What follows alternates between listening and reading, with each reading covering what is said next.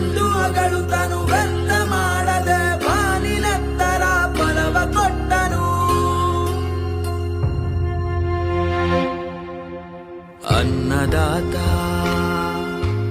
ಅನ್ನದಾತ ಜನರ ಪಾಲಿನ ಸ್ನೇಹದಾತ.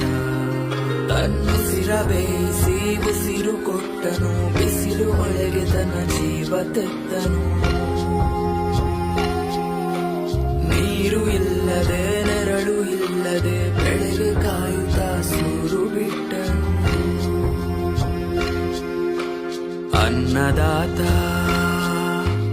ಅನ್ನದಾತ ನಮಗೆ ನೀವೇ ದೇವದೂತ.